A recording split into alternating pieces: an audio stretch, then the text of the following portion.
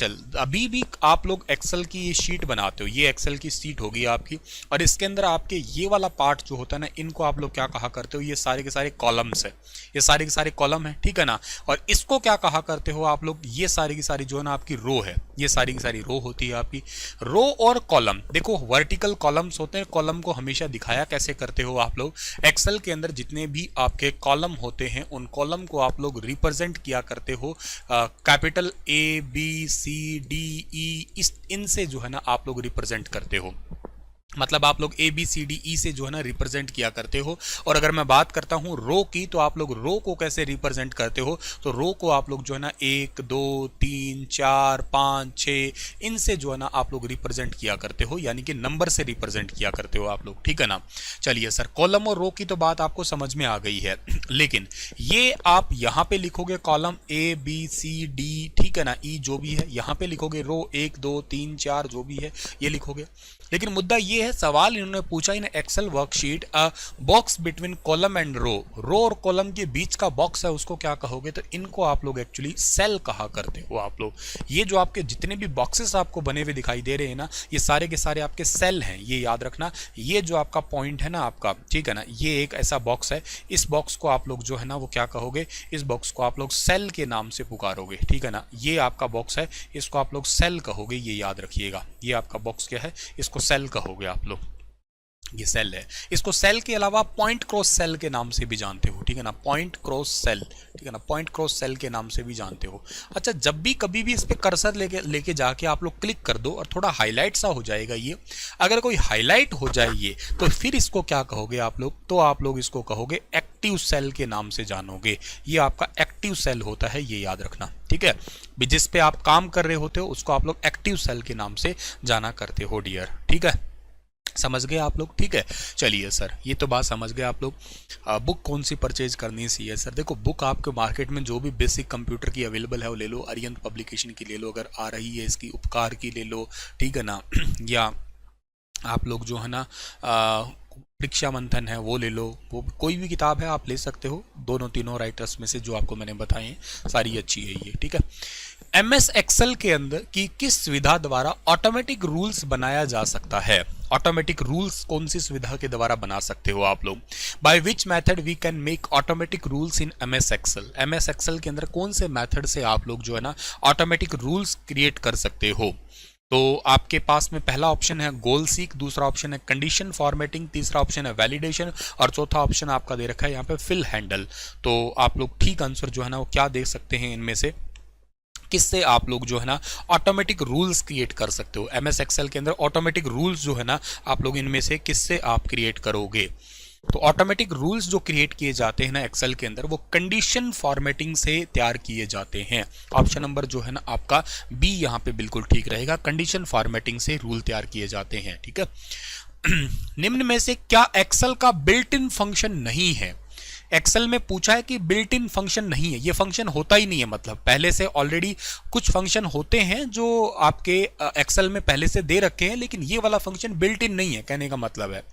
पहली तो बात ये याद रखना, एक्सेल के अंदर कभी भी कोई फंक्शन स्टार्ट करते हो आप लोग, ठीक है ना, फंक्शन कभी भी आप लोग स्टार्ट करते हैं, फंक्शन स्टार्ट करते हैं अगर हम लोग, तो आप लोगों को इक्वल टू सिंबल का यूज करना होता है, ये वाला सिंबल जरूर यूज करना है। अगर किसी भी फंक्शन के साथ में ये अगर नहीं लगा हुआ है ना, तो समझ लो वो फंक्शन है ही नहीं। अगर एक क्वेश्चन भी पूछ लूं आपसे मैं, विदाउट दिस सिंबल, ये क्वेश्चन अगर मैंने आपसे पूछ लेना हो कि विदाउट दिस सिंबल, अगर इस सिंबल के बिना आप लोग कुछ यूज करते हो ना, तो उसको आप लोग जो है ना काउंट करोगे एज अ सिंपल टेक्स्ट, ठीक है ना, उसको आप काउंट करने वाले हो, वो सिंपल टेक्स्ट ही होगा, सिंपल लाइन ही होगी वो, ये याद करना है आप लोगों को, ठीक है ना। अच्छा, इसके बाद आप लोगों को ये याद रखना, जैसे फॉर एग्जांपल मैंने आपके आगे यूं लिखा है, एक तो मैंने लिखा आपके आगे SUM ये लिखा, और एक मैंने सिंपल SUM लिख दिया, तो इन दोनों में फर्क क्या है, ये तो सिंपल टेक्स्ट माना गया है, लेकिन ये एक्सेल का फंक्शन मान लिया गया है आपका, ठीक है, एक तो बात आप लोगों को जो है ना वो समझ में आ ही गई है ये, ठीक है ना। अगली बात ये है आपकी कि अभी पूछा आपसे है कि विच of the following is a note in a built in function. भाई ये फंक्शन होता ही नहीं है।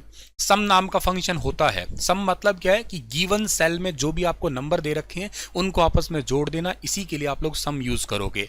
मैक्स का मतलब क्या होता है कि आपको जो नंबर गिवन है, जो दे रखे हैं आपको, उन नंबर में से आपको मैक्सिमम नंबर जो है ना वो निकालना है, उसी के लिए आप लोग जो है ना वो यूज करोगे मैक्स फंक्शन का।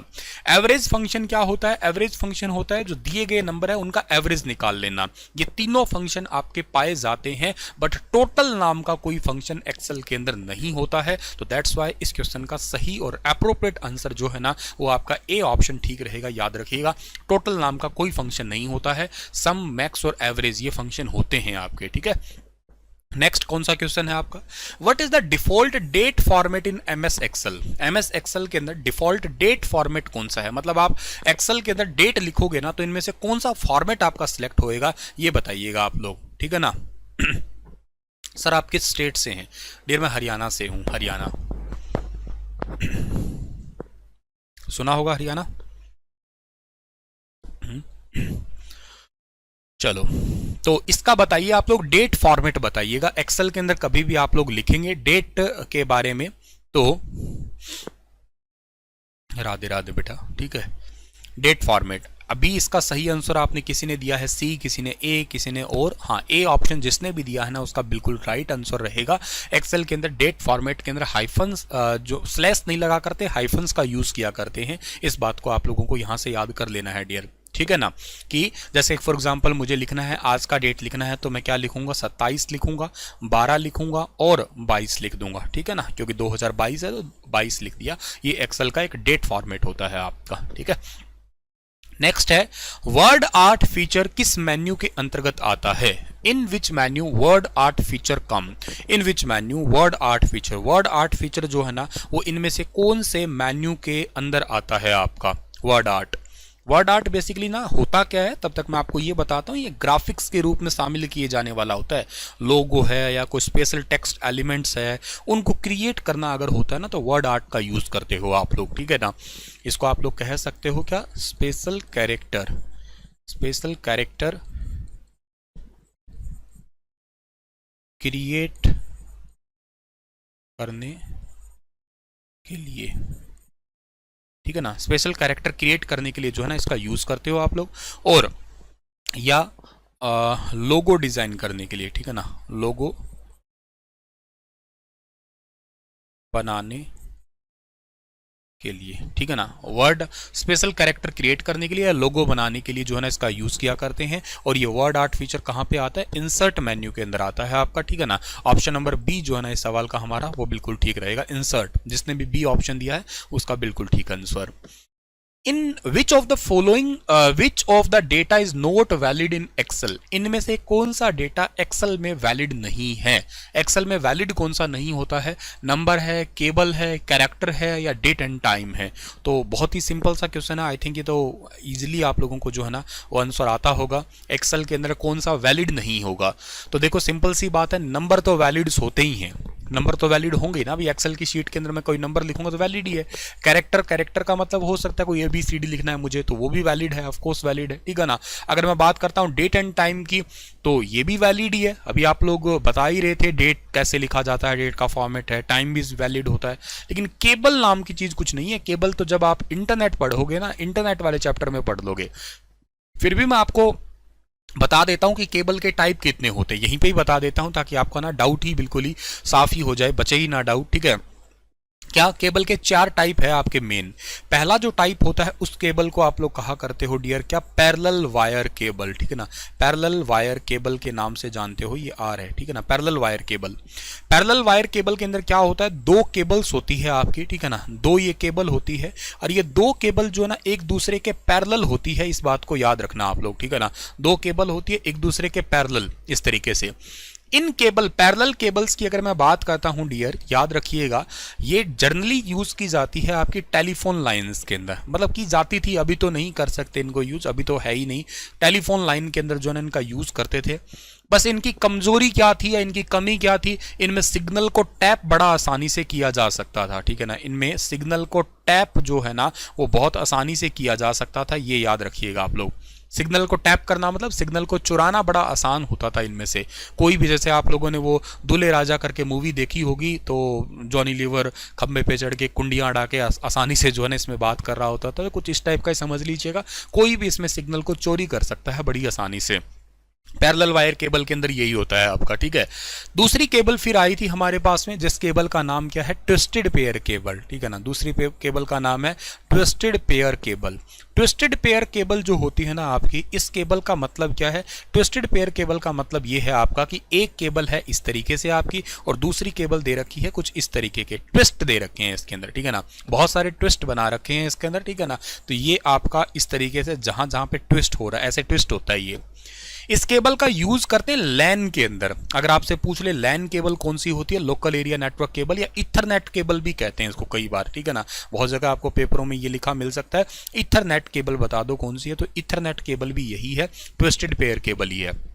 इसकी कमियां पूछेंगे आपसे, limitation of twisted pair cable, twisted pair cable की कमियां क्या है। तो ट्विस्टेड पेयर केबल की कमी ये है, इसे लॉन्ग डिस्टेंस पे यूज नहीं कर सकते आप लोग। कहां यूज नहीं कर सकते इसको लॉन्ग डिस्टेंस पे आप यूज नहीं कर सकते। और लॉन्ग डिस्टेंस पे क्यों नहीं यूज कर सकते सर इसको, इसकी वजह ये है क्योंकि ये ना जहां जहां पे ट्विस्ट हो रहा है, जिस जिस जगह पे ट्विस्ट हो रहा है, ये ट्विस्ट है, ये ट्विस्ट है, ये ट्विस्ट है, वहां वहां पे सिग्नल का लॉस होने लग जाता है इसमें।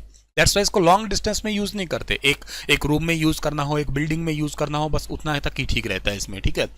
तीसरी केबल हम लोग लेके आए थे कोएक्सियल केबल, ठीक है ना। तीसरी केबल है हमारे पास में कोएक्सियल केबल। कोएक्सियल केबल क्या होता है सर, कोएक्सियल केबल के अंदर ना इस तरीके का एक आपने केबल लिया है, प्लास्टिक का केस लिया है, उसके अंदर आप लोगों ने क्या किया है, उसके अंदर आपने ना एल्यूमिनियम की जाली लगा दी है, ठीक है ना। एल्यूमिनियम की आप लोगों ने जो है ना इस तरीके से जाली लगा दी है, ये एल्यूमिनियम की फ्रेमिंग कर दी है, ये एल्यूमिनियम की आपने जाली लगा दी। आप लोगों ने देखी भी होगी, आपके घर पे जो डिश टीवी वाली केबल है ना उसके अंदर एक एल्यूमिनियम की ऐसी जाली सी लगी देखी होगी आपने, ऑफ कोर्स देखी होगी। CHSL पेपर में क्वेश्चन पूछा गया था, इसको कहते ही क्या है, इसको याद रखिएगा, मैश कहा करते हैं, इस बात को याद रखना, ठीक है ना। ये मैश है, इस जाली को मैश के नाम से जाना करते हैं, ठीक है। अच्छा, इसके अंदर फिर क्या करते हैं, फिर इसके अंदर प्लास्टिक डालते हैं, ठीक है ना। इसके अंदर फिर एक प्लास्टिक डाला जाता है और इस प्लास्टिक के अंदर फिर एक कॉपर वायर जो है ना आपकी डाली जाती है। एक वायर होती है जिसको आप लोग कॉपर वायर के नाम से जाना करते हैं। ये एक वायर है आपकी कॉपर वायर, ठीक है ना, ये कॉपर वायर आपकी एक सिंगल वायर कॉपर वायर के नाम से जानते हैं इसको। ये सारा पूरा ताम झाम किया है तभी जाके कोएक्सियल केबल बनी है। इसका यूज कहाँ करते हैं, टीवी के अंदर यूज करते हैं। लेकिन दिक्कत क्या है इसमें, दिक्कत यह है कि इसको लॉन्ग डिस्टेंस पे यूज करने में सिग्नल चोरी होगा नहीं होगा, सिग्नल लॉस होगा वो भी नहीं होगा, लेकिन मैन्युफैक्चरिंग कॉस्ट देखो कितनी ज्यादा आई है। पहले प्लास्टिक लिया, फिर एल्युमिनियम लिया, फिर प्लास्टिक लिया, फिर तांबे की तार ली, इतना बनाने में टाइम भी तो लगा है मतलब टाइम कंज्यूमिंग भी है और के साथ साथ जो है ना पैसा तो लगा ही लगा, के अलावा लेबर्स भी लगा है मतलब। तो इन सभी के चलते हुए कोएक्सियल केबल जो है ना वो एक प्रकार की आपकी डाउन लो वाली केबल होगी जिसका यूज करना थोड़ा आसान नहीं दिखा। इस करके हम लोगों ने, और उतना जितना स्पीड चाहिए था उतना स्पीड भी नहीं मिला। फिर हम लोग लेके आए कौन सी, फिर हमारे पास में एक केबल आई जिसको हमने कहा है कौन सा, अगला फाइनल केबल आज के टाइम में OFC केबल, ठीक है ना, ऑप्टिकल फाइबर केबल के नाम से पुकारा है हम लोगों ने, ठीक है ना, ऑप्टिकल फाइबर केबल, ठीक है ना, ऑप्टिकल फाइबर केबल के नाम से जो है ना इसको हमने पुकारा है OFC।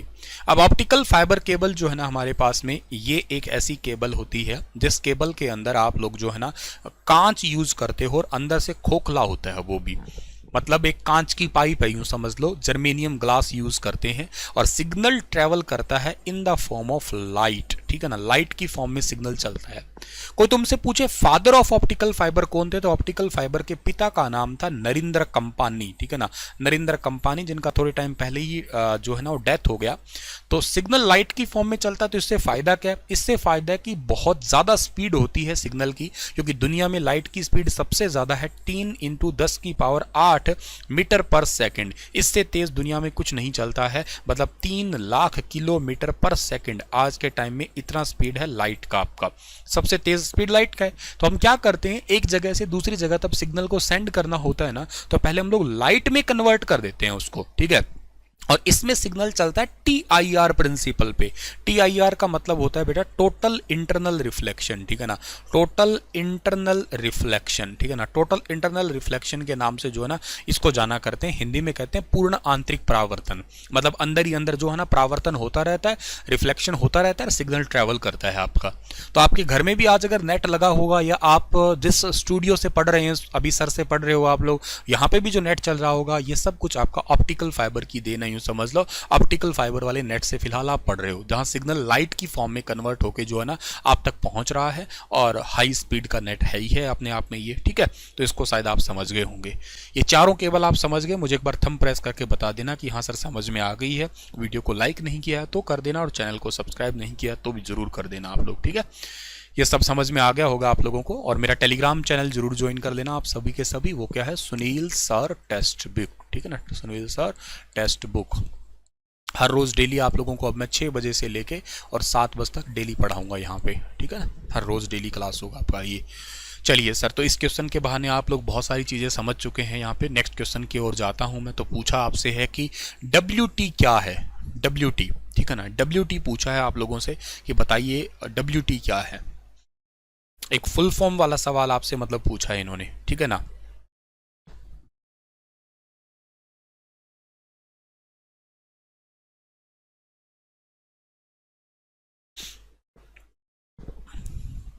कोई आंसर दे पाएगा क्या होता है WT? Worksheet title command, worksheet command, worksheet TP command, या स्मार्ट फॉर्मूला? कौन सा ठीक आंसर रहेगा इसका बताओ। ए ऑप्शन अगर किसी बच्चे ने दिया है ना तो उसका बिल्कुल ठीक आंसर रहेगा worksheet title command is the right answer. याद रखिएगा, worksheet title command, A option इसका बिल्कुल ठीक है हमारा। इस बात को आप लोग याद रखिएगा कि worksheet title command A option ठीक है। इसका यूज कहाँ करते हैं?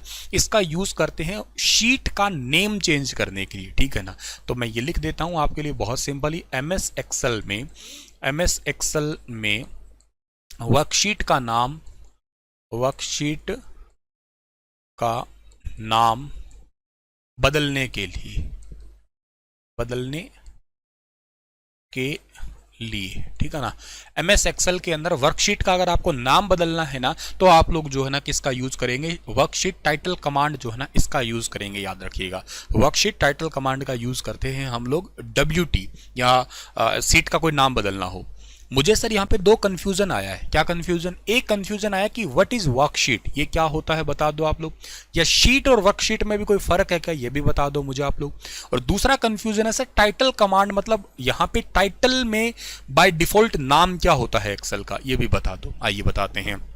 पहली तो बात ये समझिएगा, जो आप एक्सेल के अंदर यूज करते हैं ये इस तरीके का आपका एक पेज, जिसको आप लोग शीट कहते हो, रो और कॉलम का कॉम्बिनेशन जो होता है ना, इसी को आप लोग जो ना शीट के नाम से जानते हो, ठीक है ना। तो एक्सेल का जो मेन वर्किंग एरिया है, एक्सेल का जो मेन वर्किंग एरिया है, ठीक है ना, मेन वर्किंग एरिया है एक्सेल का, उसको आप लोग क्या कहते हो, उसी को आप लोग जो है ना वो स्प्रेड शीट के नाम से जाना करते हो, ठीक है ना, स्प्रेड शीट कहते हो, या इसको आप लोग जो है ना वो कहते हो वर्कशीट के नाम से भी जानते हो, ठीक है ना। इसको आप स्प्रेड शीट भी कहते हो, इसको आप वर्कशीट भी कहा करते हो, ठीक है ना। स्प्रेडशीट या वर्कशीट के नाम से भी जाना करते हो आप लोग। और अगर मैं यूं कहूं आप लोगों से कि ग्रुप ऑफ स्प्रेडशीट क्या है, मतलब ऐसे ऐसे बहुत सारे पेज इकट्ठे कर लिए जो रो और कॉलम बने हुए ना, इनको ग्रुप कर देता हूं मैं, तो ग्रुप ऑफ वर्कशीट या स्प्रेडशीट एक ही बात है, ग्रुप ऑफ वर्कशीट, ठीक है ना। वर्कशीट का जो ग्रुप है ना, उनको क्या कहोगे आप लोग, तो उनको आप लोग ग्रुप ऑफ वर्कशीट को कहते हो आप लोग वर्कबुक के नाम से जाना करते हो, ठीक है ना। उनको क्या कहते हो आप लोग, वर्कबुक। ये होता है आपका वर्कबुक। वर्कबुक आपसे कोई पूछ ले क्या होता है, तो वर्कबुक होता है ग्रुप ऑफ वर्कशीट, ठीक है ना। वर्कशीट का जो ग्रुप होता है ना, उसी को ही आप लोग जाना करते हैं डियर। ये बात समझ में आ गई आपको? बिल्कुल समझ में आ गई। अब अगली बात मुझे ये बताइए सर, MS एक्सेल के अंदर बाय डिफॉल्ट फाइल का नेम ही क्या होता है? भाई मैं पहली बार जब आपने ओपन किया है एक्सेल तो उसका कोई फाइल का नेम तो होगा ही ना, बाय डिफॉल्ट कोई तो नाम होगा ही। बिल्कुल होगा सर। MS एक्सेल जो है आपका माइक्रोसॉफ्ट एक्सेल, इस माइक्रोसॉफ्ट एक्सेल के अंदर by default file name, by default file name, ठीक है ना, मतलब ऊपर फाइल नेम। अच्छा, फाइल नेम लिखा कहाँ होता है? फाइल नेम लिखा होता है टाइटल बार के अंदर, ठीक है ना, TITLE टाइटल बार। ये टाइटल बार तो पता है ना आप लोगों को, सबसे ऊपर वाली जो बार होती है उसका नाम टाइटल बार है। और बाय डिफॉल्ट फाइल का नेम यहाँ होता है, ध्यान रखिएगा, बुक 1, कैपिटल में लिखा है मैंने ताकि आपको समझ में आ जाए, बुक 1। इस बात में बड़ा ही कंफ्यूजन होता है बच्चों को, कोई वर्कबुक 1 लगा देता है, कोई स्प्रेडशीट 1 लगाता है, कोई शीट 1 लगाता है, कोई एक्सेल 1 लगाता है। ये ऑप्शन दिए होते हैं उन्होंने कि बताओ बाय डिफॉल्ट फाइल नेम क्या है। ये सारे ऑप्शन होते हैं जानबूझ के कंफ्यूज करने के लिए, और मोस्ट प्रॉब्ली बच्चा शीट 1 लगा के आता है या लगाता है एक्सेल 1। लेकिन ध्यान रखना, इसका सही आंसर बुक 1 रहेगा, ना ही वर्कबुक है। वर्कबुक नहीं है, खाली बुक 1 लगा के आना है। ये बाय डिफॉल्ट फाइल नेम है। इस बात का मतलब क्या है? इस बात का मतलब तो आप लोगों को प्रामाणिकता दिखा के ही दे सकते हैं हम लोग, ठीक है ना। आइए आपको मैं प्रैक्टिकल दिखाता हूं, ठीक है। हमने मान लेते हैं एक्सेल सॉफ्टवेयर ओपन करना है, ठीक है ना। मैं अपने कंप्यूटर के अंदर ये एक्सेल सॉफ्टवेयर को ओपन किया, फिर मैंने क्या किया, एक ब्लैंक जो है ना वर्कबुक ले ली। ब्लैंक वर्कबुक मतलब खाली पेज लिया। अब इस फाइल का नेम बाय डिफॉल्ट अपने आप ही आना चाहिए ना, मैंने तो कुछ चेंज किया ही नहीं, आपके आगे दिखाया ना मैंने। तो बाय डिफॉल्ट जो सबसे ऊपर आपको दिखाई दे रहा है, जिसको आप टाइटल बार कहते हो, और ये आपको दिखाई दे रहा होगा बुक 1। नजर आ रहा है आप लोगों को? ऑफ कोर्स नजर भी आ रहा है, और थोड़ा सा याद भी हो गया होगा कि हाँ, ये जो ऊपर वाली बार आपको दिखाई दे रही है ना, इसी को आप टाइटल बार कहते हो। ये क्या चीज है गुरुजी? ये सारी चीजें दिखाई दे रही है, सेव का ऑप्शन दिख रहा है, ये बैक आगे का, ये क्या है? इसमें ओपन करोगे तो कुछ और चीजें निकल आएगी। इसको कहते हो क्विक एक्सेस टूल बार कहते हो, इसको कहते हो क्विक एक्सेस टूल बार। तो ध्यान देना, ये टाइटल बार में ही होता है क्विक एक्सेस टूल बार।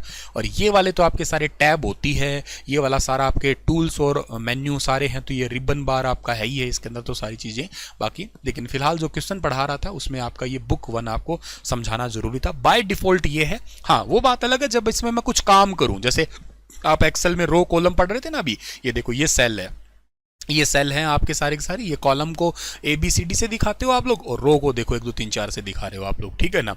ये तो चलो ठीक है आपका, लेकिन और इसको स्प्रेडशीट या वर्कशीट के नाम से जानते हो आप लोग। यहाँ पे देखो शीट 1, ये शीट 1 है आपकी। आप ऐसे और भी सीट ले सकते हो, 2 3 4 5 सीट भी ले सकते हो, ठीक है। ये बात समझ में आपको बहुत अच्छे से आ गई होगी। बाद में चेंज करना चाहो तो कर भी सकते हो। यहाँ से मुझे क्वेश्चन और याद आ गया, बड़ा इंटरेस्टिंग सा क्वेश्चन याद आया। इसको गौर से देखो, शीट 1 ही है ना, 2 3 शीट तो नहीं खुली ना यहाँ पे। मतलब यूं शीट को आप ना, अगर आपको शीट याद ना हो तो आप अपने मन में पेज याद कर लो एक बार भाई। जैसे वर्ड में पेज होता है, वहां पे भी पेज ही है, कोई अलग नहीं है चीज, बस बात अलग है। इसको शीट कहते हैं। वर्ड में पेज पे काम करते हो, एक्सेल में शीट याद करते हो, ठीक है। यहाँ पे कितनी शीट खुली है बताओ एक बार में? 1 शीट, मतलब एक बार में एक ही पेज खुला हुआ है ना, ठीक है। आपसे क्वेश्चन पता है क्या पूछा गया था एग्जाम में? वो सेम टू सेम आपको मैं बताता हूं कि क्वेश्चन ही आपसे क्या पूछा गया। MS एक्सेल 2016 में बाय डिफॉल्ट कितनी शीट आती है? बाय डिफॉल्ट कितनी आती है, मतलब अपने साथ ही कितनी आती है? तो ये ना बड़ा बढ़िया सवाल है। मैं आपको थोड़ा यहाँ पे लिख के बताता हूँ, ये सब चीजें तो मैं हटा देता हूँ, ठीक है। और यहाँ पे बता रहा हूं मैं 2016 तक, ठीक है ना, 2016 तक का मतलब है इससे पहले तक, ठीक है ना। इससे पहले तक जो है ना, बाय डिफॉल्ट कितनी आती थी? बाय डिफॉल्ट अपनी कॉपी पास में है ना, प्लीज इसको लिख लेना, सुपर इंपॉर्टेंट का टैग दे लेना इसको, ठीक है ना। बाय डिफॉल्ट शीट कितनी आया करती थी? बाय डिफॉल्ट शीट आती थी, याद रखना, 3। 16 तक मतलब भाई इससे पहले वाले सॉफ्टवेयर जो भी थे आपके, लेकिन 16 में जो नया सॉफ्टवेयर आया ना आपका, 16 से कह दीजिएगा अब आप, 16 से, ठीक है ना। अब आपको मैं बताऊंगा क्वेश्चन कैसे पूछे जाएंगे, कंफ्यूज नहीं होना आपको। 16 से बाय डिफॉल्ट कितने आने लगी? 1 ही आने लग गई। अभी दिखाया था ना सर ने आपको, बाय डिफॉल्ट 1 ही थी ना आपकी। हाँ, प्लस का ऑप्शन था। तो आप मैक्सिमम तो आपकी डिपेंड करता है मेमोरी पे, कितनी ले लो, वो तो मेमोरी पे साइज पे डिपेंड करेगा। 10 15 20 50 लाख 50 लाख जो डिपेंड करेगा आपकी मेमोरी कितनी है उस पे। लेकिन अपने आप बाय डिफॉल्ट खुली हुई कितनी आती है? तो पहले अपने आप खुली हुई 3 आया करती थी, अब 1 ही आने लग गई है आपकी, ठीक है ना। वो ऑप्शन थोड़ा स्पेस के लिए यूं कहिएगा, प्रॉपर स्पेस आ जाएगा, बाकी चीजें हाइड होती है, लेना चाहो तो आप एक्स्ट्रा ऐड कर सकते हो। वही बात होगी जब मैं रोटी खा रहा हूं, एक तो मैं थाली में 3 रोटी एक साथ लेके गया, और एक मैं थाली में 1 ही रोटी लेके चला गया, भूख लग, और अगर भूख है तो और ले लूंगा ना, गर्म रोटी ले लूंगा, ठंडी रोटी काहे खानी मेरे को, है ना। तो कुछ ऐसे समझ लीजिएगा आप लोग। अब आपसे पेपर यूं पूछेगा 2013 में बाय डिफॉल्ट एक्सेल में कितनी शीट आती थी? ऐसे क्वेश्चन आएंगे आपके। 2007 में बाय डिफॉल्ट एक्सेल में कितनी सीट आती थी बताओ?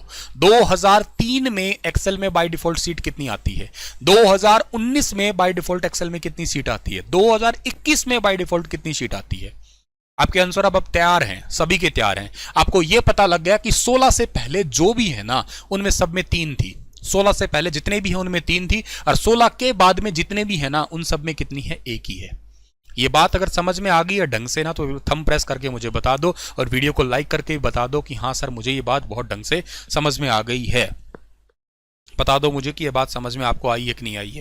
कोई डाउट रहा है आप लोगों का तो भी मुझसे आप लोग बेझिझक पूछ सकते हो कि हाँ सर मेरा ये डाउट रह गया, आप बता दीजिएगा मुझे इस बात को। समझ में आ गया तो वेल एंड गुड है, नहीं समझ में आया तो हम आपको एक्सप्लेन भी कर देंगे दोबारा से भी।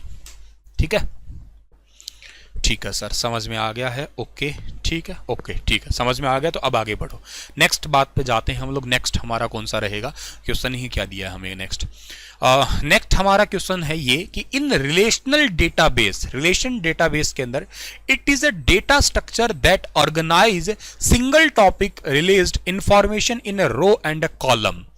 रिलेशन डेटाबेस में एक डेटा स्ट्रक्चर है जो एक सिंगल टॉपिक संबंधी इंफॉर्मेशन को रो और कॉलम में ऑर्गेनाइज कर लेता है।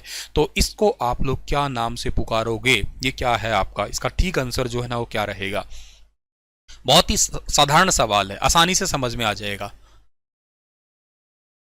बिल्कुल, बिफोर 2016 3 और आफ्टर 1, ठीक है, शाबाश, ठीक है। तो अच्छा एक बात बताओ, कभी भी आपको कोई डेटाबेस बनाना है, कोई डेटाबेस क्रिएट करना है आपको, तो अगर डेटाबेस आप क्रिएट करोगे ना तो आपको बहुत अच्छे से अंदाजा है या पता है कि आप टेबल बनाओगे।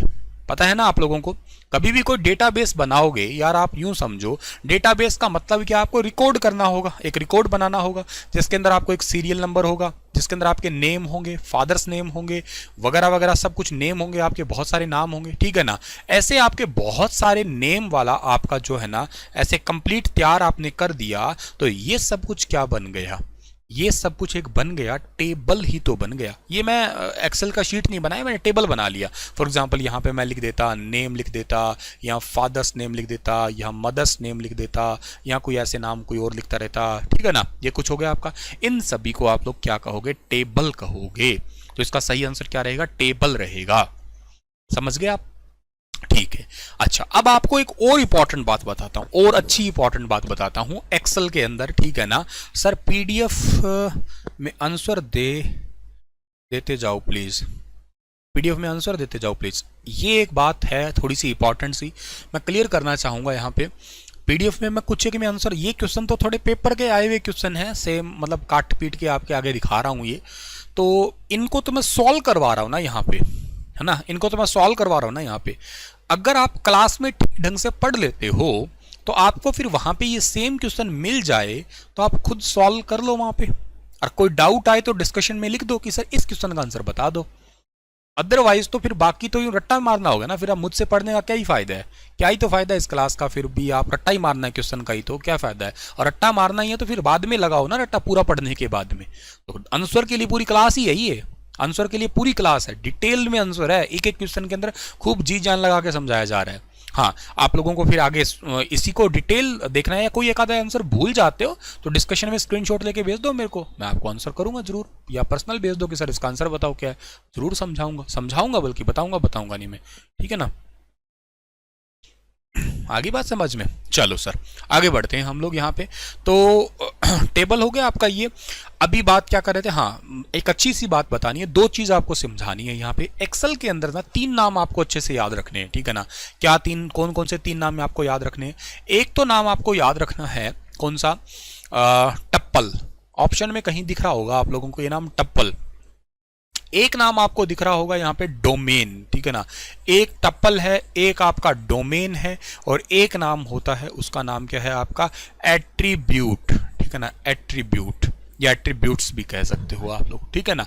अच्छा जो टप्पल होता है ना ये क्या है, ये रो होता है। एक्सेल में रो कोई टप्पल कहा करते हो आप लोग, ठीक है ना, या टेबल में कोई रो है उसी को आप लोग क्या कहते हो, उसी को आप टप्पल कहते हो।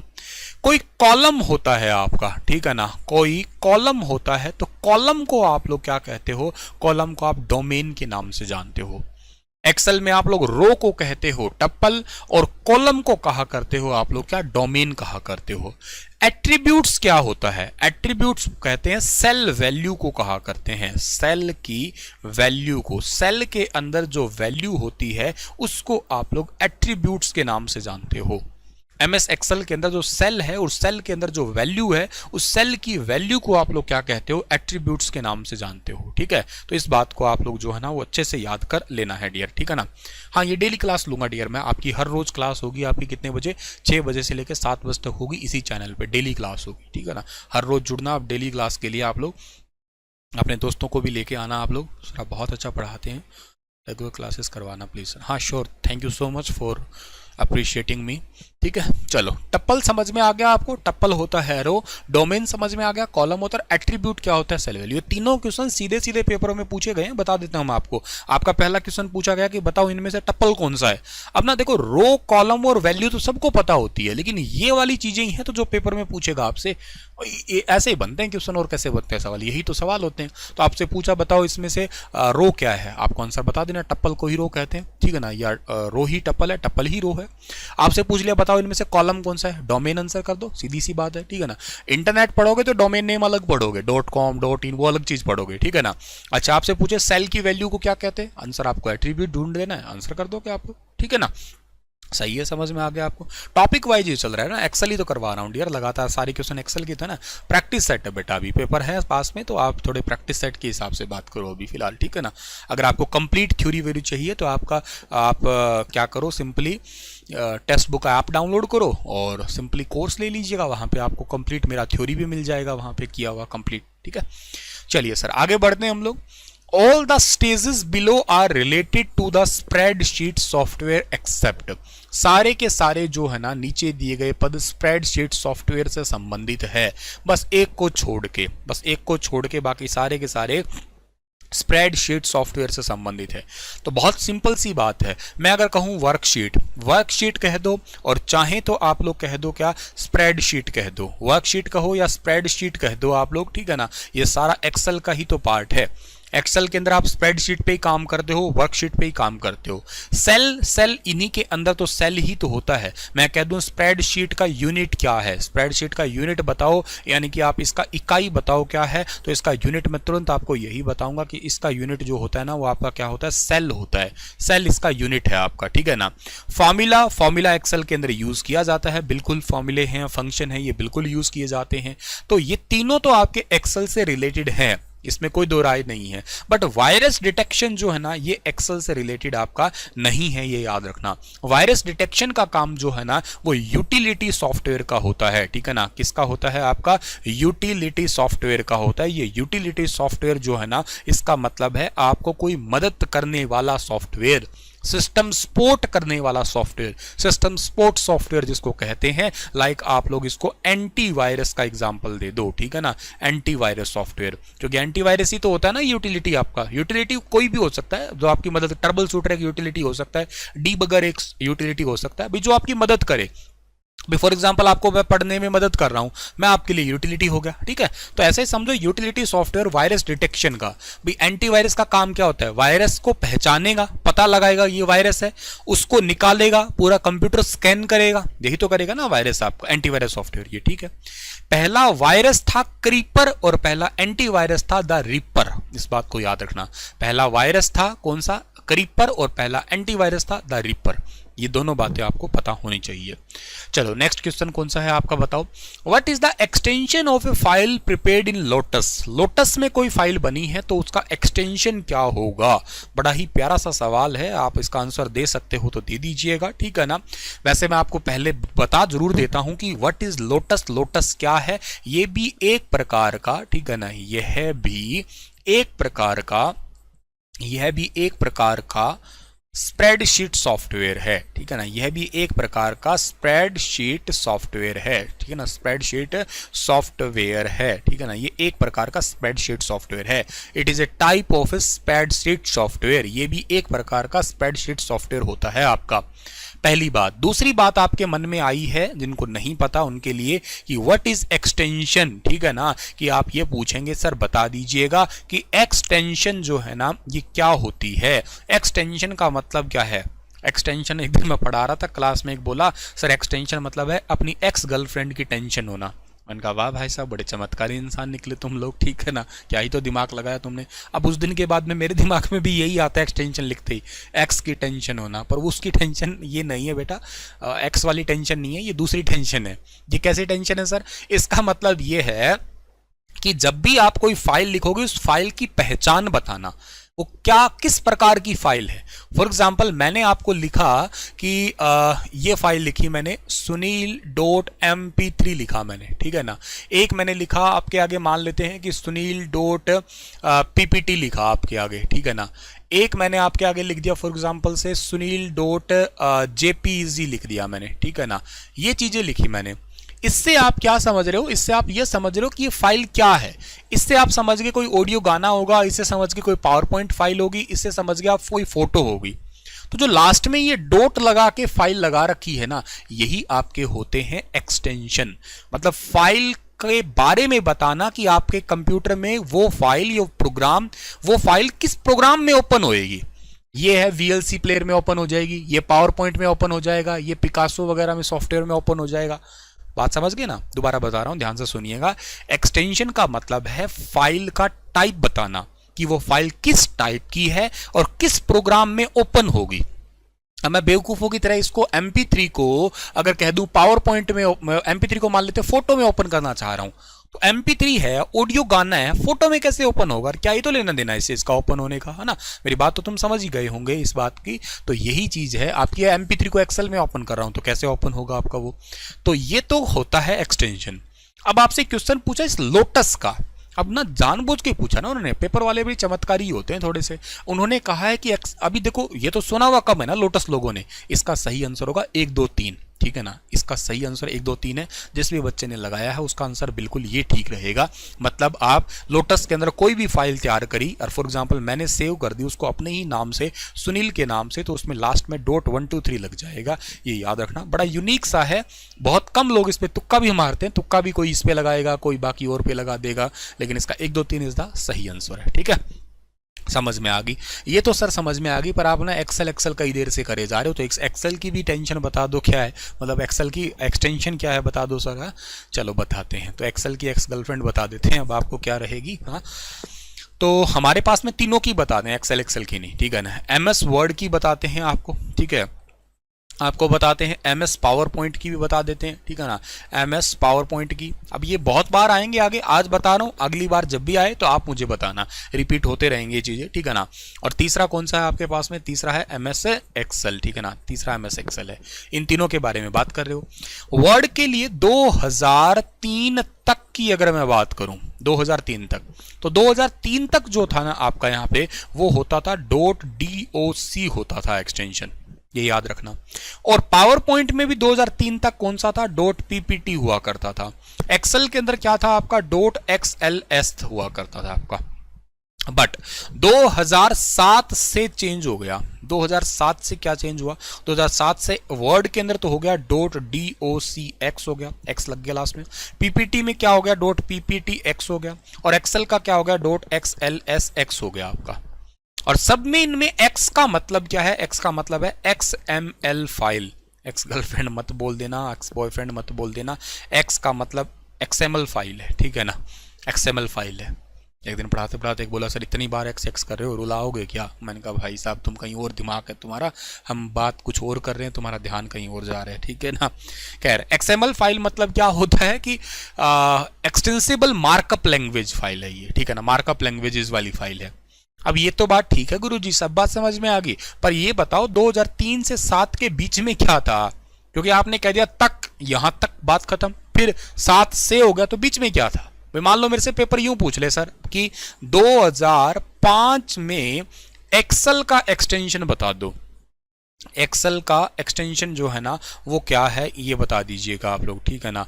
एक्सेल का एक्सटेंशन क्या बताऊंगा 2005 के अंदर में?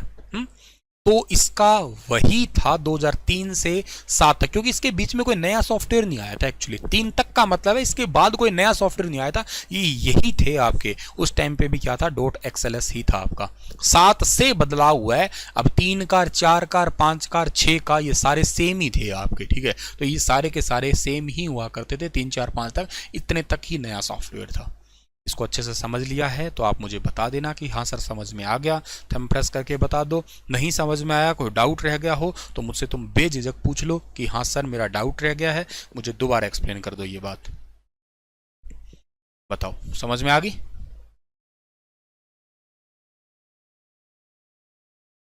ठीक है, थैंक यू सर, अच्छा समझ में आ रहा है, शुक्रिया डियर अप्रिशिएट करने के लिए।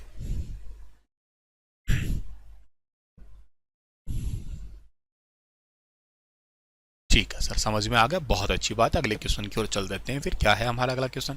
How we can give name and Excel file of computer. लो, गुरुजी ने तुम्हें अभी समझाया था और अभी के अभी ये क्वेश्चन आपके आगे पहुंच गया। तुरंत आंखें बंद करके ही समझो, ये तो सवाल का आंसर दे सकते हो आप लोग, बड़ी ही आसानी से इस सवाल का आंसर दे सकते हो आप लोग। बताइए।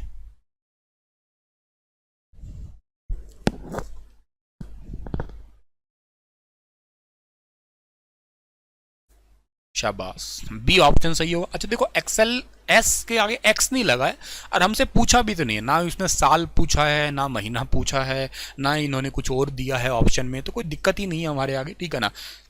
बी ऑप्शन ही है आपका, ठीक है। इजी क्वेश्चन था ये। अच्छा, अब थोड़ा सा अच्छा सवाल है। The shortcut for the putting a data format in Excel, ठीक है ना। सॉरी, डेटा नहीं है, डेट लिखना चाहिए था, बाय मिस्टेक लिखा गया डेट फॉर्मेट। अच्छा, एक्सेल के अंदर अगर डेट वाला फॉर्मेट बना के लेके आना है मुझे, तो उसके लिए कौन सा शॉर्टकट की जो है ना वो यूज करूंगा मैं। बहुत ही अच्छा सवाल है और याद करने वाला भी क्वेश्चन कह सकते हो। डेट फॉर्मेट आप जैसे अभी लिख रहे थे, आज 27 तारीख लिख रहे थे, 12वां महीना आप लिख रहे थे, 2022 आप लिख रहे थे, ठीक है ना। तो ये डेट फॉर्मेट है। ये डेट फॉर्मेट ऐसा ऐसा बनाने के लिए जो है ना आप लोगों को क्या फॉर्मेट, ये फॉर्मेट लाने के लिए भाई DDMM YY ऐसा लेके आओगे, तो इसके लिए शॉर्टकट की क्या यूज करोगे? इसके लिए शॉर्टकट की आप यूज करोगे Ctrl+Shift+ में परसेंटेज वाला जो है ना, इसका यूज करोगे आप लोग, ठीक है। Ctrl+Shift और परसेंटेज। बहुत सारे लोग जो है ना ये ऑप्शन दे रहे हैं, ये भी कुछ होता है पर ये कुछ खास इंपॉर्टेंट में होता है। ये बताता हूँ क्या होता है। दो चीजें समझाना चाहूंगा आपको मैं यहाँ पे, ध्यान से समझिएगा आप लोग मुझसे, ठीक है। एक तो आप मुझसे समझिएगा सुपर स्क्रिप्ट समझिएगा, ठीक है ना। Super script SCRIPT super script समझिएगा। और दूसरा आप लोग मुझसे समझिएगा सब स्क्रिप्ट समझिएगा, ठीक है ना। सब स्क्रिप्ट समझिएगा, सुपर स्क्रिप्ट और सब स्क्रिप्ट। सुपर स्क्रिप्ट क्या होता है? सुपर स्क्रिप्ट का मतलब होता है अबो बेस लाइन, ठीक है ना। अबो बेस लाइन, बेस लाइन से ऊपर, ठीक है ना। अबो बेस लाइन से ऊपर होता है, उसको सुपर स्क्रिप्ट कहा करते हैं आप लोग, ठीक है ना। और सब स्क्रिप्ट क्या होता है आपका? सब स्क्रिप्ट का मतलब होता है आपका कि बिलो बेस लाइन, ठीक है ना। Below base line, base line से नीचे जो होता है ना उसको आप लोग कहते हो सब स्क्रिप्ट कहते हो। दो चीज है। क्या मतलब है सर? इनका शॉर्टकट भी बता देता हूं पहले। सुपर स्क्रिप्ट जो है ना इसका शॉर्टकट होता है क्या? Ctrl+ में Shift+ में =, ये है सुपर स्क्रिप्ट का शॉर्टकट। सब स्क्रिप्ट का शॉर्टकट क्या होता है आपका? ये सब चीजें आप कॉपी पे लिख लेना, ठीक है ना, बहुत अच्छे से। सब स्क्रिप्ट का शॉर्टकट क्या होता है आपका? Ctrl+, ये सब स्क्रिप्ट का है। अब एग्जांपल देता हूं, या ये होते ही क्या है। ये जो चीजें लिखी है ना मैंने, वो पेपर में आने वाली लिखी है डायरेक्ट। अब आपको समझाने वाली चीज समझाता हूं ताकि आपको भी याद रहे। अब आपके पेपर में पता है क्या क्वेश्चन पूछेगा? Above base line what is this, आप आंसर करोगे सुपर स्क्रिप्ट। आपसे पूछेगा सुपर स्क्रिप्ट का शॉर्टकट क्या है, आप ये बता दोगे। बिलो बेस लाइन आप कहोगे सब स्क्रिप्ट, शॉर्टकट की क्या है ये बता दोगे। होता क्या है, मान लेते हैं कि मैंने कोई फॉर्मूला लिखना है, x² लिखना है +y² लिखना है, ठीक है ना। या कोई मान लेते हैं मुझे z³ लिखना है, कुछ ऐसा लिखना है मुझे। तो मैं जब भी ये टाइप करूंगा तो सिंपल सी बात है, मैंने यहां तो टाइप करता गया, लेकिन ये ऊपर पावर कैसे लगाऊं? यहां तो मैं बहुत आसानी से पावर लगा दी, स्क्वायर लगा दिया, क्यूब लगा दिया, सब कुछ ठीक है। लेकिन मैं मेरा सॉफ्टवेयर में, एक्सेल में या वर्ड में पावर कैसे लगाऊंगा? उस टाइम पे मुझे ये ऊपर छुटकू सा पावर छोटी सी लिखी होती है ना आपकी, उस टाइम पे मुझे कीबोर्ड में प्रेस करना है कंट्रोल प्लस शिफ्ट प्लस में इक्वल। अगर ये की प्रेस करूंगा तो कर्सर तुरंत ऊपर भाग जाएगा, मतलब ये है बेस लाइन, और इस बेस लाइन से ऊपर चले गए, बेस लाइन से अबो, बेस लाइन से अबो चले गए आप लोग। इसी को ही आप बोलते हो सुपर स्क्रिप्ट। सुपर ऊपर होता है, सुपर ऊपर मतलब पावर लगाने के लिए मैथ में इसका यूज करते हैं। यही चीज साइंस में लिखते हैं आप लोग। फॉर्मूला लिखता साइंस का, H2O लिखता, CaCO3 लिखता, ठीक है ना, या कोई और फॉर्मूला लिखता, H2SO4 लिखता, कुछ भी लिख रहा हूं मैं ऐसे फॉर्मूला। तो ये 2-3 लिख रहे हो, ये बटे में लिख रहे हो, मतलब पाओ में लिख रहे हो ना, बिलो बेस लाइन, ठीक है ना। ये बेस लाइन मान लो आपके बेस लाइन से नीचे हो रहा है ना, आपका ये बेस लाइन से नीचे हो रहा है। तो अगर आपको नीचे लिखना है तो आप किसका यूज करोगे, सबस्क्रिप्ट। सबस्क्रिप्ट मतलब कंट्रोल प्लस में इक्वल दबाओगे तो आप H लिख के कंट्रोल इक्वल दबा के नीचे छोटा सा 2 लिखा जाएगा, फिर O CaCO3 इस तरीके से लिखते हो। ये सुपर स्क्रिप्ट और सबस्क्रिप्ट दोनों समझ में आ गए तो मुझे एक बार थंब प्रेस करके बता दो। डाउट कोई तुम्हारा आ गया है तो मुझसे तुम तुरंत पूछ लो कि हाँ सर मेरा ये वाला डाउट आ गया है, मुझे बता दो। सबस्क्रिप्ट, सबस्क्रिप्ट जो है ना वो पाओ में लिख, साइंस के फॉर्मूले लिखते टाइम पे आप लोग सबस्क्रिप्ट का यूज करते हैं, ठीक है ना। जैसे मैंने कोई भी साइंस का फॉर्मूला लिखना है, आपका H2SO4 हुआ, आपका CaCO3 हुआ, ठीक है ना, या कोई भी मैं अपनी मर्जी से लिख रहा हूं, जैसे आपके आगे लिख रहा हूं KMNO4 ये लिखा, तो मैंने KMNO तो लिख दिया, लेकिन ये पाव में 4 लिखना है, नीचे थोड़ा सा नीचे होता है ना। ये कभी भी आप साइंस के फॉर्मूले देखते हो तो देखा होगा आपने साथ में लिखा होता है, थोड़ा सा नीचे लिखा होता है। तो नीचे लिखने के लिए आप लोगों को सब स्क्रिप्ट की जरूरत पड़ती है, कंट्रोल प्लस में इक्वल की जरूरत पड़ती है, ठीक है। ऊपर लिखने के लिए सुपर की पड़ती है, बस सिंपल सा ही है। समझ में आ गया, क्लियर सर, ठीक है, अब समझ में आ गया तो और अच्छी बात है। फिर कोई डाउट है तो फिर पूछ लेना कि हाँ सर ये डाउट रह गया, दोबारा देख लेना, वीडियो को 3 बार देख लेना। इसका तो आंसर सर ने दे ही दिया था, कंट्रोल शिफ्ट प्लस में परसेंटेज। एक्सेल में मैक्रोज क्या है, एक्सेल में मैक्रोज लगाने के लिए शॉर्टकट की क्या होती है, मैक्रोज लगाने के लिए एक्सेल के अंदर शॉर्टकट की क्या होती है आपकी,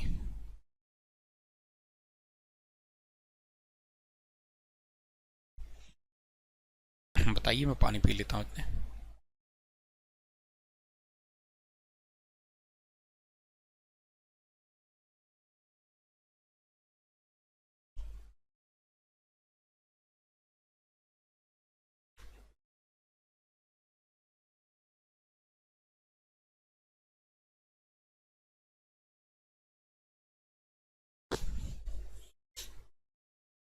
जी चलो, इसका सही आंसर जो है ना आपका वो क्या दिया है आपने मुझे, इसका सही आंसर दिया Alt प्लस में F8 दिया है आपने, ठीक है ना।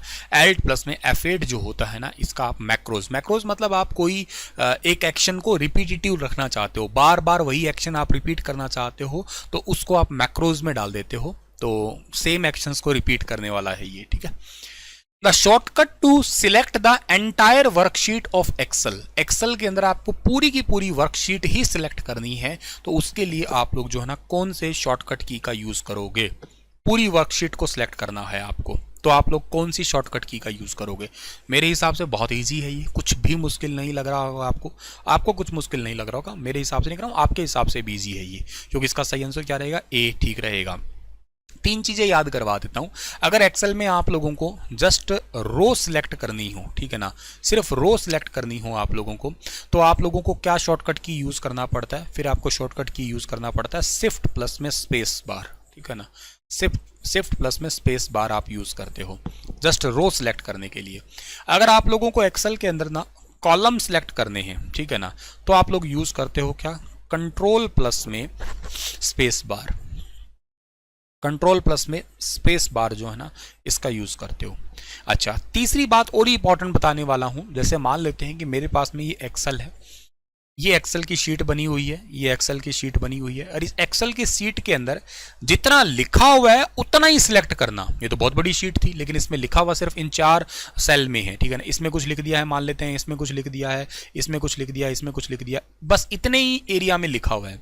सिर्फ जितना लिखा है ना उसको ही सिलेक्ट करना हो तो उसको क्या, उसके लिए कौन सी शॉर्टकट की यूज करते हैं, तो उसके लिए शॉर्टकट की होता है आपका कंट्रोल प्लस में शिफ्ट प्लस में स्पेस बार, ठीक है ना, स्पेस बार।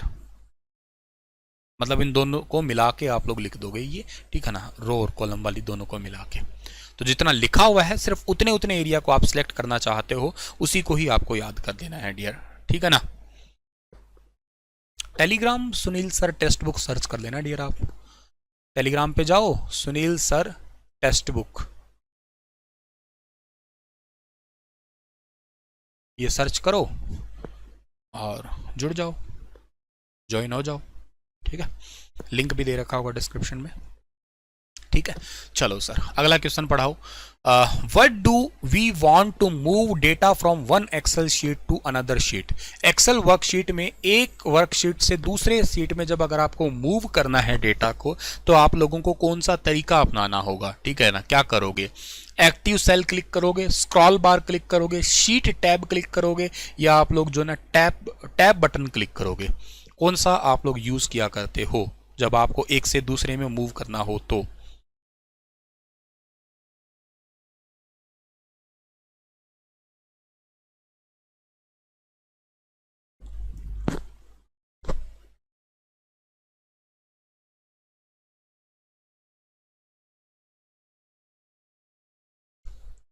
शाबाश, इजी क्वेश्चन है वैसे तो, ठीक है ना। मूव करना सिंपल सी बात है, शीट टैब पे क्लिक करोगे ना, इधर से उधर जाना है तो दूसरी में मूव करना, तो यही है ना। हाँ, इसमें अगर आपको लेफ्ट जाना हो, ठीक है ना, लेफ्ट में जाना हो तो आपको शॉर्टकट की होती है क्या, कंट्रोल प्लस में पेज अप होता है, पेज अप, लेफ्ट शीट में जाना हो।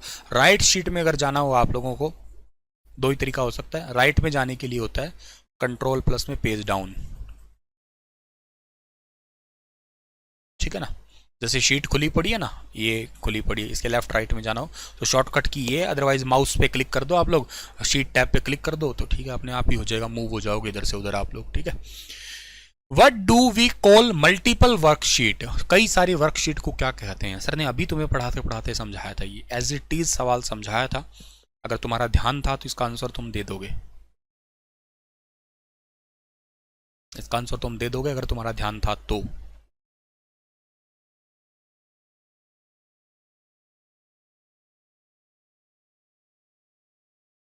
वेरी गुड, वर्कबुक अगर किसी ने दिया है तो उसका सही आंसर होगा, ठीक है ना। Workbook is the right answer, ये याद रखिएगा, ठीक है ना। बहुत सारी शीट अगर होती है ना तो उसको आप वर्कबुक कहते हो, आप इनको वर्कशीट, ठीक है ना, आप इनको वर्कशीट और के अलावा इनको आप स्प्रेड शीट भी कहते हैं, ठीक है ना। वर्कशीट या इनको आप स्प्रेड शीट के नाम से भी पुकारा करते हैं। मल्टीपल वर्क शीट या वर्क जो आपकी बुक वर्कशीट है ना, इनको अगर मिला दोगे तो क्या बन जाएगा, वर्कबुक बन जाएगा आपका। Total size of an Excel worksheet is. Excel worksheet का कुल size, high level, low level, middle level या मशीन लेवल, टोटल साइज क्या होता है इसका।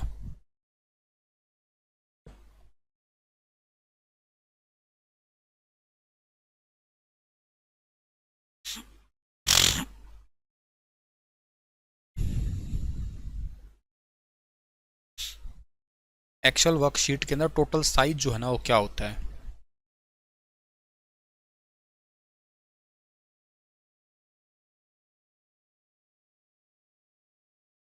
गूगल से सर्च कर लो या कोई बुक वगैरह आती हो तो देख लो डियर।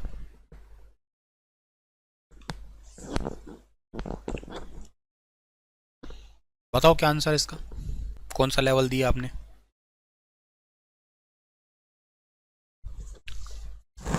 हाई लेवल है, लो लेवल है। अच्छा, ये साइज आपसे पूछ रहा है तो फाइल का साइज क्या होगा। एक्सेल की सीट बहुत बड़ी होती है, आपको ना पता हो तो। कैसे पता नहीं है सर हमें, बताओ। इसका ठीक आंसर तो वैसे हाई लेवल अगर किसी ने दिया है ना उसका ठीक आंसर, ठीक है। देखो एक्सेल के अंदर रो जो होते हैं ना आपके, ठीक है ना, रो, अगर मैं रो की बात करता हूं तो मिनिमम रो कितना होता है एक्सेल में, मिनिमम रो होता है एक, ये याद रखना। रो को आप 1 2 3 4 से दिखाते हो तो मिनिमम रो 1 है। और मैक्सिमम रो कितनी हो सकती है, तो मैक्सिमम रो जो है ना एक्सेल के अंदर हो सकती है आपकी कितनी, 10 48 576। ये पहले 65 536 होती थी लेकिन अब बढ़ गई है, 10 48 576 मैक्सिमम हो सकती है ये। अगर मैं ऐसे ही पूछूं कॉलम के बारे में पूछूं, ठीक है ना, कॉलम जो है ना मिनिमम कितना होता है मिनिमम कितना होता है, मिनिमम 1, लेकिन यहां इसको 1 नहीं कहते, ए कहते हैं। और अगर मैं पूछूं मैक्सिमम कितना होगा, मैक्सिमम जो है ना आपका कॉलम कितना होगा, तो मैक्सिमम कॉलम यहाँ पे होता है आपका कितना, ये होता है 16,382, ठीक है ना, यानी 84, सॉरी, ठीक है ना, और इसका मतलब है XFD, ठीक है ना, XFD होता है ये। आप मुझसे पूछो एक्सेल की पहली सेल को क्या कहते हैं। एक्सेल की जो फर्स्ट सेल होती है ना, फर्स्ट सेल को आप लोग कहते हो A1, पहला कॉलम पहली रो, पर हमेशा पहले कॉलम लिखते हैं, याद रखना, बाद में रो लिखते हैं, इस बात पे फोकस रखना, ठीक है। तो आप मुझे ये बताओ सर, लास्ट जो है ना वो सेल कौन सी होगी, लास्ट सेल, तो लास्ट कॉलम कौन सा है, लास्ट कॉलम है XFD। लास्ट रो कौन सी है, लास्ट रो है 1048,576। ये पूरी वर्कशीट बनती, एक वर्कशीट ये है।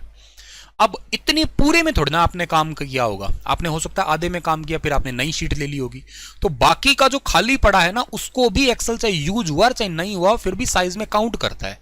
इसीलिए जब भी उसको साइज सेव करते हो तो वो आई लेवल में जाके सेव होता है आपका, ठीक है। तो ये इसका कारण है आपका, ये एक इंपॉर्टेंट सी बात है जो आपको बतानी थी यहाँ पे या समझानी थी, ये वेरी वेरी इंपॉर्टेंट बात थी ये, ठीक है। चलिए सर, ये बात हमें समझ में भी आ गई है। Excel workbook contains, Excel workbook में क्या होता है, एक्सेल वर्कबुक में क्या होता है, workbook, worksheet and chart, work area.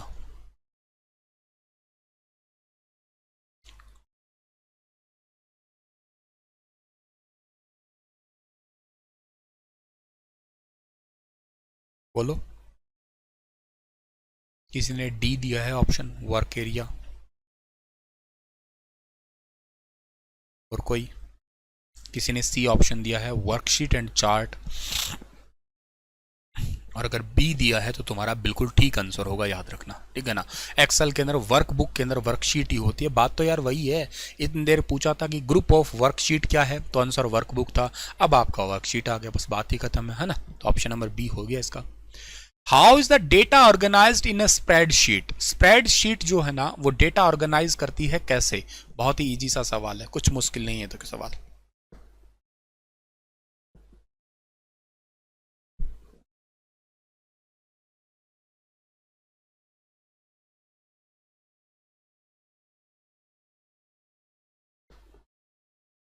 बहुत इजी सवाल है, कोई गलत नहीं करेगा, सबका आंसर आ जाना चाहिए इसका तो, राइट। रो और कॉलम में डेटा जो है ना वो ऑर्गेनाइज होता है आपका, ठीक है ना, number of row number of column में ही ऑर्गेनाइज होता है रो और कॉलम। रो को क्या कहते हैं बताना, अभी मैंने तुमसे बताया था रो को क्या कहा जाता है और कॉलम को क्या कहते हैं, इनके अनदर नेम क्या बताए थे बताओ, अभी बताए थे मैंने, तो मैं तुमसे पूछ सकता हूँ रो और कॉलम के अनदर नेम क्या है, रो और कॉलम के अनदर नेम। रो को कहते हैं टप्पल, शाबाश, और कॉलम को क्या कहते हैं,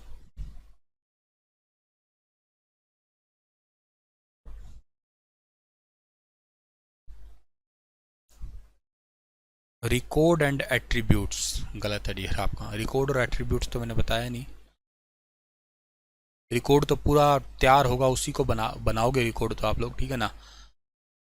एट्रीब्यूट्स तो अलग चीज़ बताई थी, एट्रीब्यूट बताई थी सेल वैल्यू, सेल की जो वैल्यू होती है उसी को एट्रीब्यूट कहते हो आप लोग, सेल वैल्यू को एट्रीब्यूट कहते हो, हाँ जी ये सही है। भूल क्यों जा रहे हो आप लोग, अभी